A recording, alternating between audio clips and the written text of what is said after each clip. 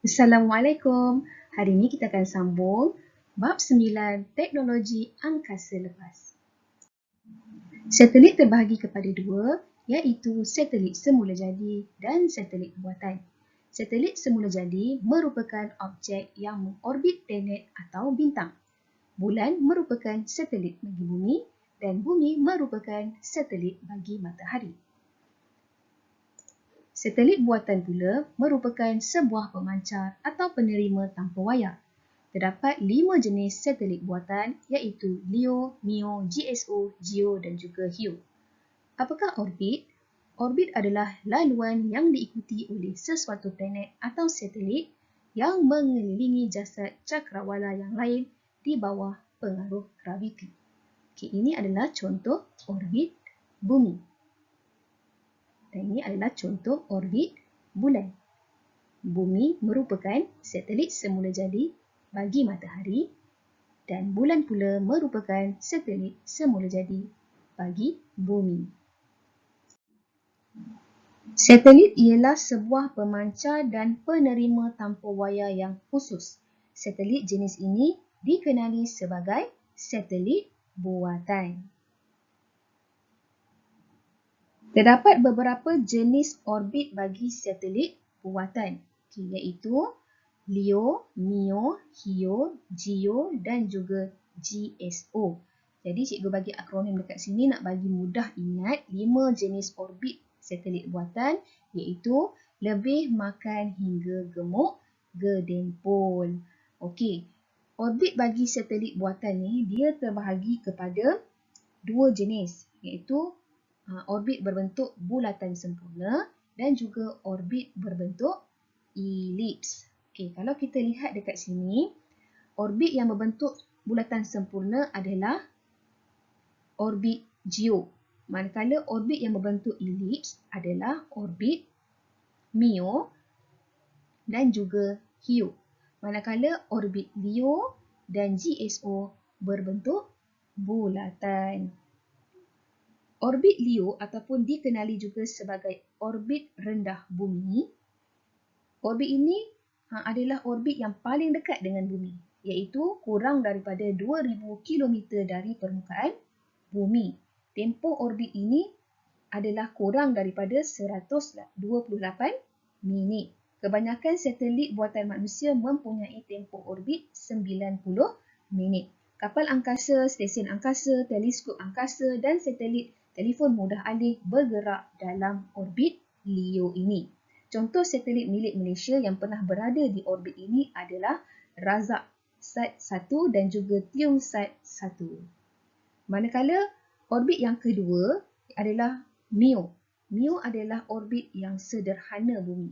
Ketinggian orbit ini adalah 2000 km hingga 35,780 km dari permukaan bumi. Tempoh putaran lengkap bagi satelit yang bergerak di orbit ini adalah kira-kira 2 jam hingga 24 jam. Orbit ini mempunyai satelit yang digunakan dalam sistem penentu sejagat ataupun kita panggil sebagai GPS.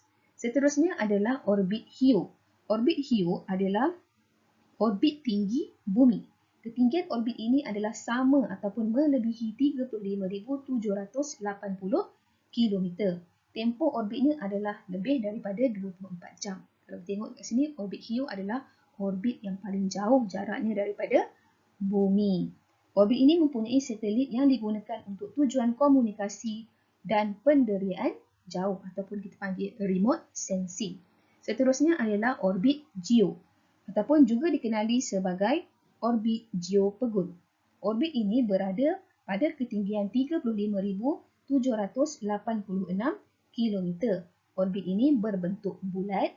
Satelit pada orbit ini mengambil masa selama 24 jam untuk mengelilingi bumi.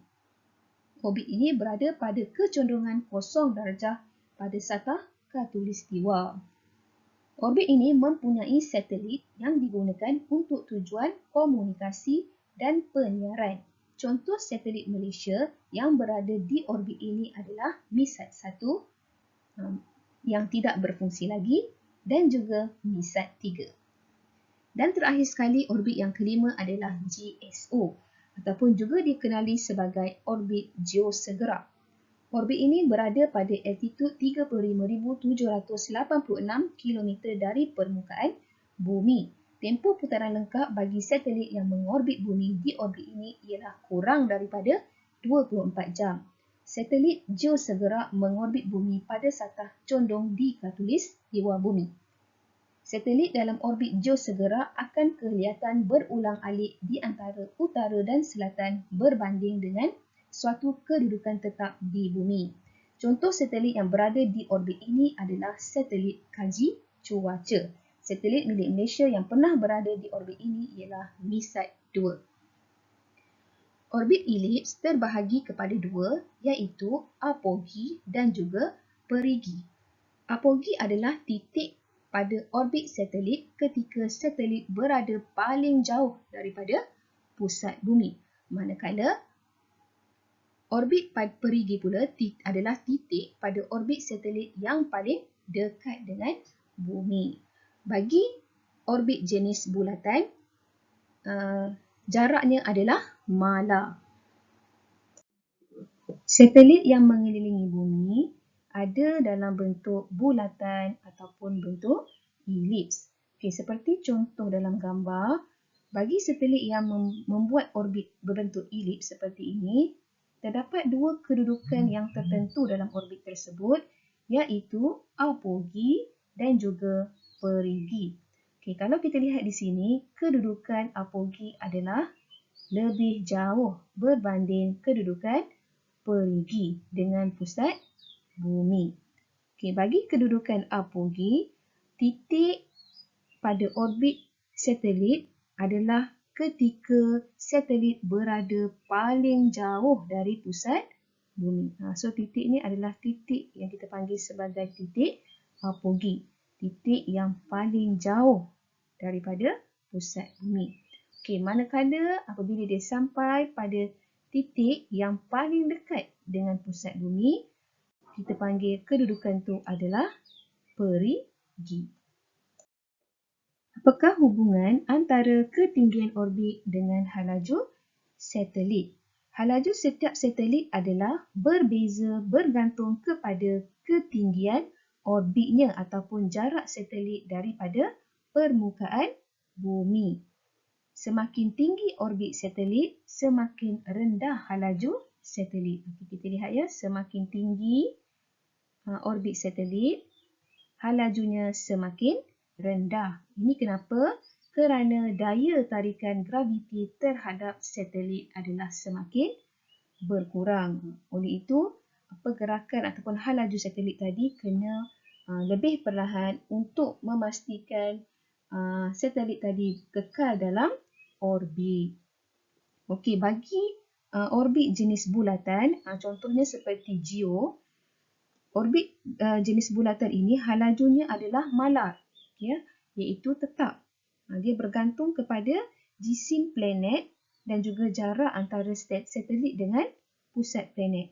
Okey, manakala bagi orbit yang jenis elips, contohnya HEO dan MEO, bahagian apogee dan perigi akan memberi kesan terhadap halaju sesebuah satelit. Okey, apabila satelit berada pada kedudukan apogee, pergerakan satelit akan menjadi lebih perlahan. Manakala apabila satelit berada di kedudukan perigi, satelit akan bergerak dengan halaju yang lebih tinggi. Ini awak ingat ya, kedudukan apogee adalah yang lebih jauh daripada pusat bumi, manakala kedudukan perigi pula adalah yang lebih dekat dengan pusat bumi. Semakin tinggi orbit satelit, semakin rendah halaju satelit.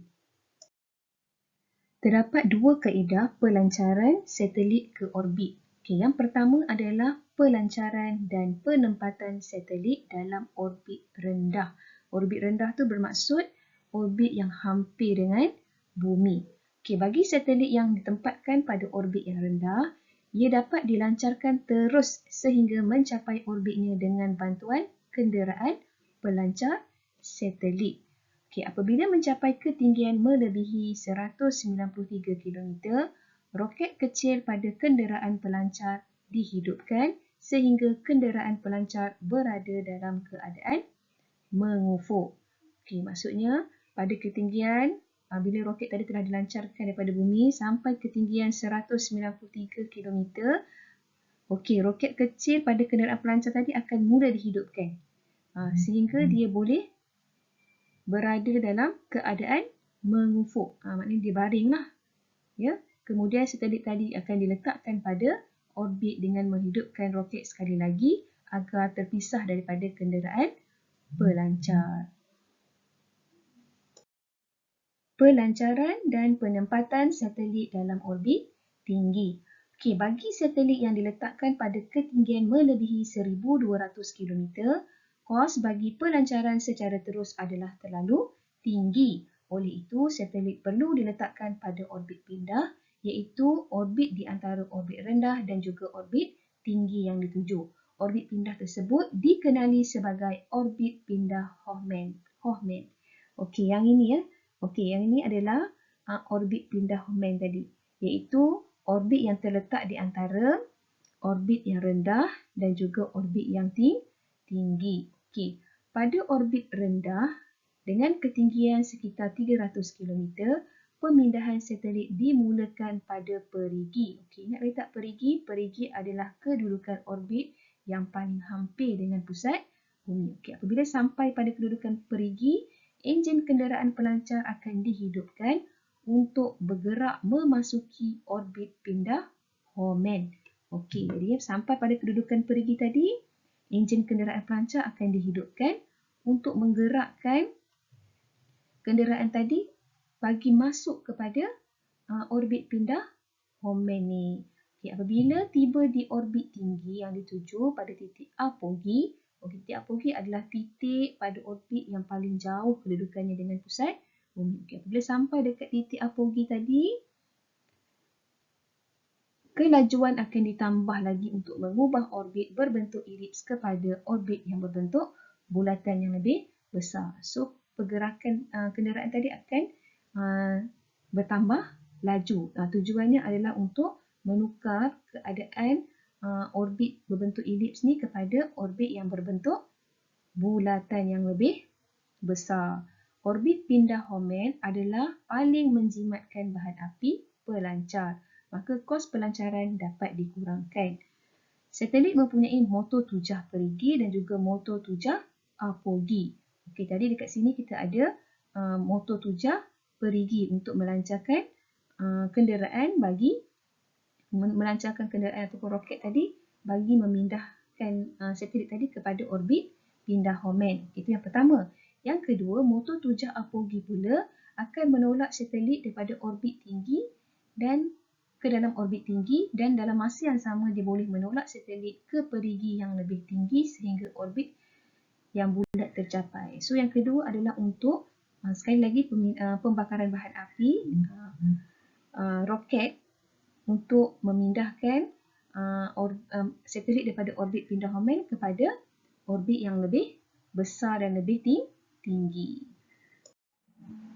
Satelit dilancarkan oleh kenderaan pelancar satelit ke orbit yang mengelilingi bumi. Terdapat dua jenis kenderaan pelancar, iaitu kenderaan pelancar digunakan sekali sahaja yang kita panggil sebagai ELV dan juga kenderaan pelancar guna semula ataupun RLV. Kenderaan pelancar yang diguna sekali sahaja ini, komponennya tidak dapat diambil semula untuk digunakan lagi.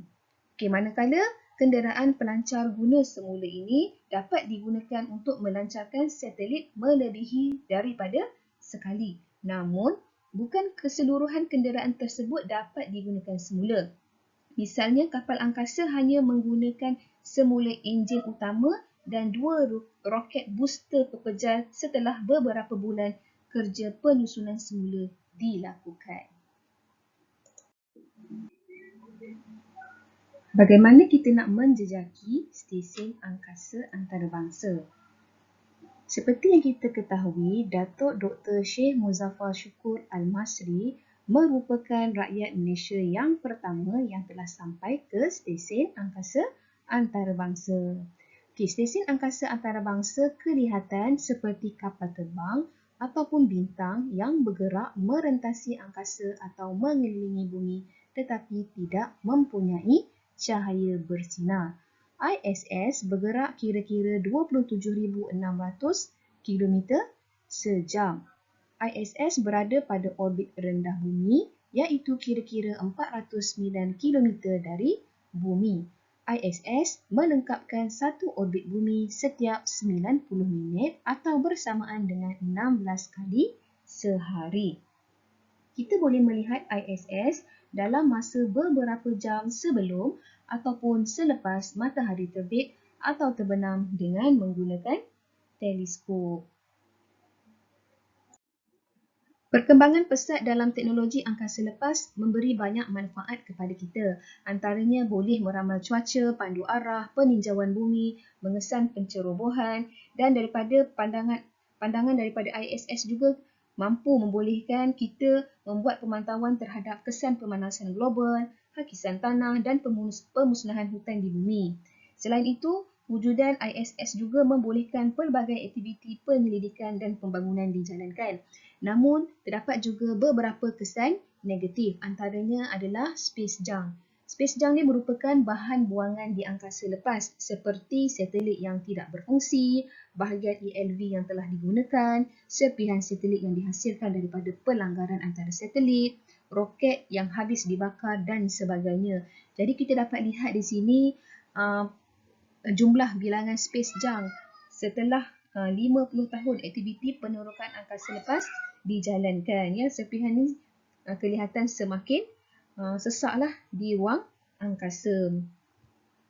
Serpihan ini akan terbakar dan boleh masuk ke dalam ruangan atmosfera dan sekiranya dia masuk ke dalam ruangan atmosfera dia akan terbakar dan jatuh ke bumi. Namun kalau dia tak jatuh ke bumi pun dia akan menyebabkan kerosakan teruk kepada kapal angkasa sekiranya berlaku pelanggaran.